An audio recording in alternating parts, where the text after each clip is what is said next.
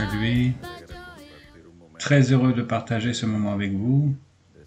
Je souhaite Que Dieu déverse sur vous tous, frères et sœurs, des riches et des abondantes bénédictions. Je souhaite Que tout ce que nous lui demandions, que ce soit pour notre santé, pour nos êtres chers, nos nécessités, nos besoins, nous soit donné par le Seigneur. Tant de choses que nous vivons en cette époque. Il y a quelques jours, nous avons reçu un bel enseignement. Et comme nous tous, j'ai été touché et je fus rempli d'admiration au sujet de la grâce du Seigneur. Voilà, je veux vous saluer comme il est dit dans l'un des versets de l'apôtre Paul au sujet de la grâce, qui a été une grande inspiration pour moi et aussi pour notre sœur Maria-Luisa, pour que nous demandions cette belle bénédiction qu'est la grâce. Aussi, l'apôtre Paul disait dans ses écrits à tous ceux qui vont lire cet épître aux Romains,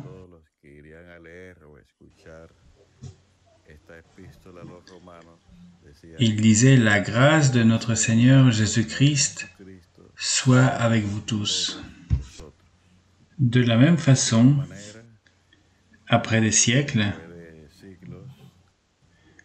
c'est le souhait de votre serviteur que la grâce du Seigneur soit avec tous les frères et les sœurs. Nous vivons quelque chose de terrible, quelque chose qui préoccupe une grande quantité de personnes. Et comme nous arrivons à près d'1 million de morts dans tout le monde, la situation est préoccupante. Ce sont des temps difficiles, une période mauvaise.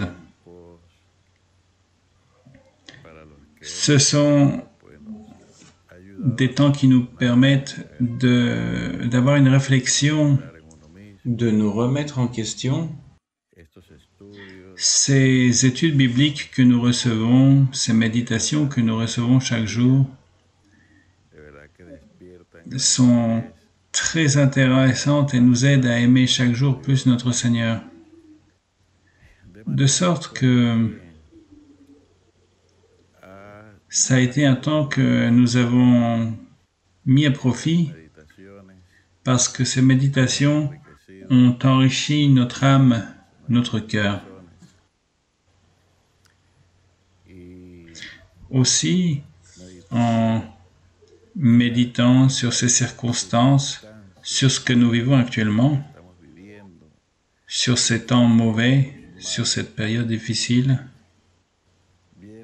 il vient à mon cœur le mot « corriger ». C'est un temps pour corriger notre cœur. Et il est dit dans le livre de l'Ecclésiaste, dans le chapitre 7, verset 3, « Mieux vaut le chagrin que le rire, car avec un visage triste, le cœur peut être content. » Et dans la traduction espagnole, « Et le cœur peut être corrigé, réparé ». C'est un mot qui veut dire qu'on peut arranger les choses, corriger les erreurs, les défauts de la personne. Et ceci a permis aussi d'arranger, de corriger le cœur et l'âme. Cela permet aussi d'ouvrir notre vie à notre Dieu et nous rendre compte qu'il faut donner plus de nous-mêmes pour pouvoir suivre ce Dieu si bon, si merveilleux, pour pouvoir gagner sa grâce. une bénédiction immense. Pendant l'époque du prophète Jérémie, dans le premier chapitre, nous lisons l'appel que Dieu fait à Jérémie. Dans le deuxième chapitre, Dieu commence à faire des reproches à son peuple. Il lui reproche de l'avoir laissé poursuivre des chemins erronés, des chemins de péché, de méchanceté. Et dans le chapitre 2 de Jérémie, nous lisons dans le verset 19, « Ta méchanceté te châtiera et ton infidélité te punira. » Ce sont des mots durs, ce sont des mots forts. Il est vraiment triste de perdre la grâce de notre Dieu. Et il est temps de nous présenter devant notre Seigneur, nous secouer et de nous revêtir spirituellement pour être en grâce devant le Seigneur. Tout ce deuxième chapitre et une bonne partie du troisième, le Dieu du ciel exhorte le peuple, ce peuple qui lui a tourné le dos, et aussi, ceci nous concerne, parce que nous sommes la création du Seigneur. Il y a des versets où il est dit « Toutes les âmes sont miennes ». Et nous avons tous été mis sur cette terre, dans ce monde, pour reconnaître sa grandeur, pour louer son nom, pour lui rendre la gloire, comme il a été dit aujourd'hui. Nous sommes aujourd'hui ses témoins pour que beaucoup soient témoins de cette miséricorde, de ses bontés. Et c'est pour cela que Dieu a mis l'homme sur la terre. Mais l'homme, en général, l'homme ou la femme, n'y fait pas attention. Puisqu'il existe aujourd'hui un phénomène que l'on ne connaissait pas avant. Une épidémie invisible et de laquelle on pense souvent qu'elle est finie et qui en fait revient fortement et qui tue les personnes. Une pandémie. Mais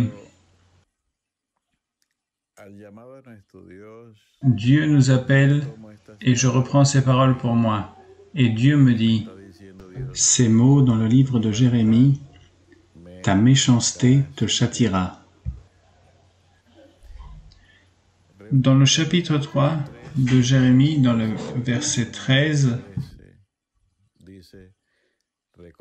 nous lisons « Reconnais seulement ton iniquité, reconnais que tu as été infidèle à l'Éternel, ton Dieu, que tu as dirigé tes pas vers les dieux étrangers sous tout arbre vert, et que tu n'as pas écouté ma voix, dit l'Éternel. » Ce qui veut dire qu'il s'adresse au peuple. Et je vous rappelle qu'il est dit que tout ce qui est écrit dans la Bible est là pour nous édifier. Pour autant, nous ne pouvons pas penser que ceci est resté comme une chose du passé. Toutes ces choses reviennent parce que nous, les êtres humains, nous n'avons pas changé. Nous restons les mêmes. Ce qui a changé, c'est la technologie, la mode, beaucoup de choses modernes. Mais l'être humain, en soi, continue d'être le même.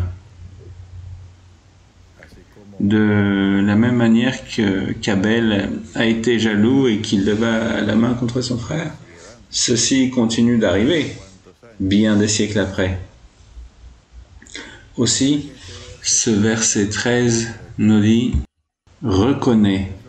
Dans le verset 14, nous sommes invités à nous convertir et on nous appelle enfants rebelles. Pour autant, cela me donne l'opportunité de corriger mon cœur. Les portes ne m'ont pas été fermées complètement, mais tout dépend de moi en fait.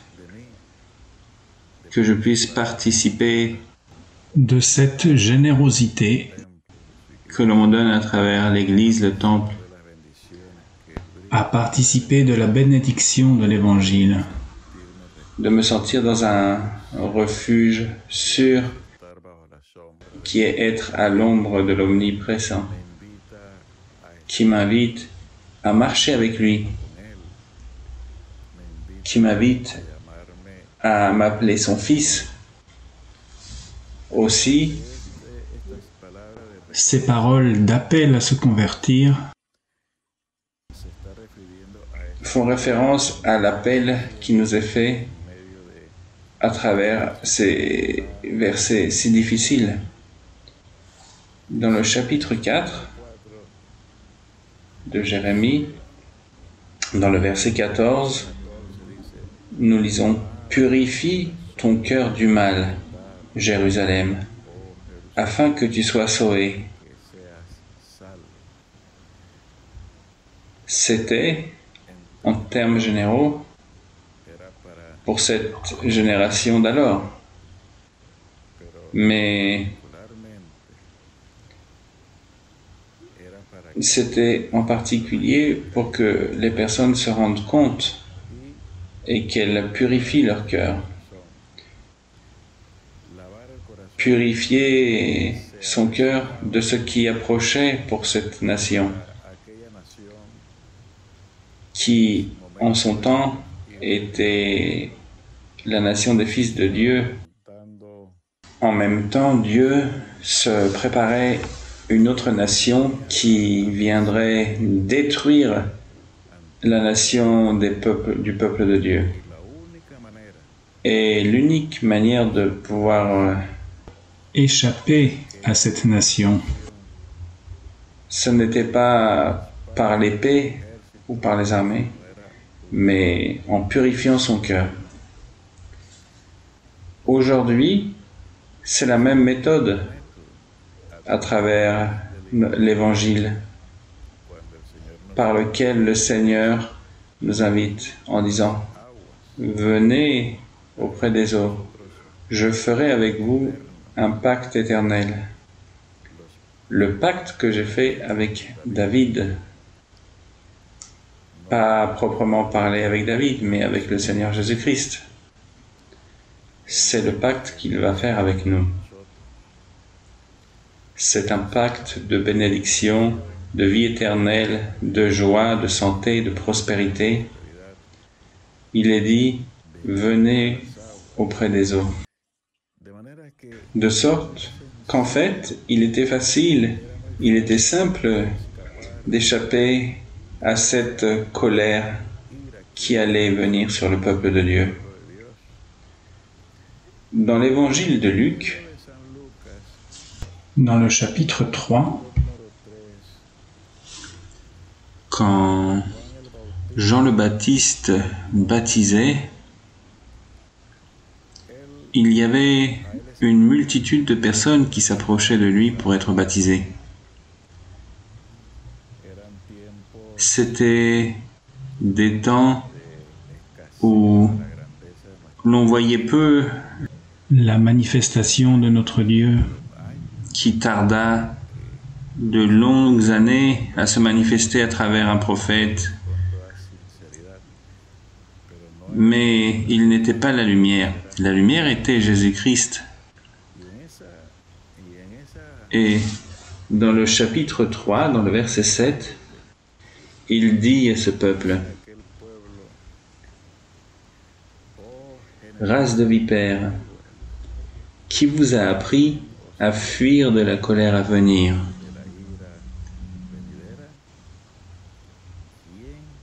Qui vous a appris à fuir,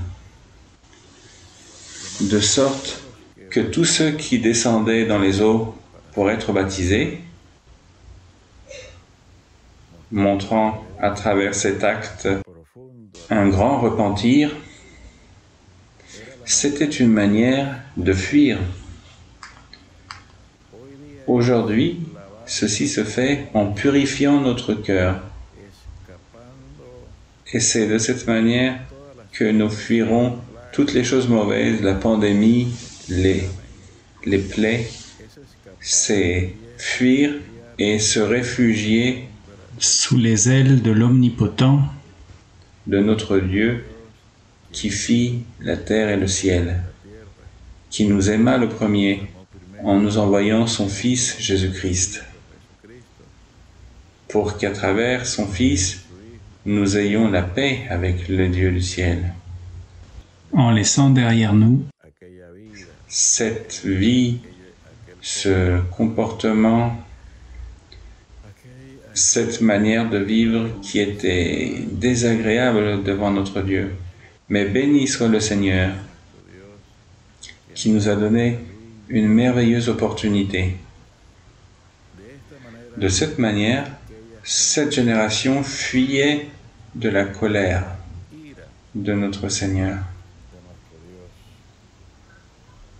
Aussi, les opportunités sont toujours là. Nous sommes tous bienvenus à participer de ces fêtes célestes, de cette merveilleuse opportunité que Dieu nous apporte. Sa miséricorde est infinie pour nous tous. Je vous souhaite des riches et abondantes bénédictions, que la gloire de notre Dieu se manifeste dans vos foyers, dans votre cœur, que dans l'intimité de votre foyer où personne ne vous voit, mais Dieu vous voit, et que Dieu vous bénisse d'une grande manière, et qu'il écoute vos demandes, quel que soit ces demandes, que Dieu vous réponde, que Dieu vous donne de la joie au cœur, et vous serez heureux, et les personnes seront émerveillées de vous voir. Invitez-les à ce moment-là à participer à ces fêtes célestes, en particulier aux enseignements de notre sœur Maria Luisa, la leader de notre Église. Que Dieu vous bénisse tous.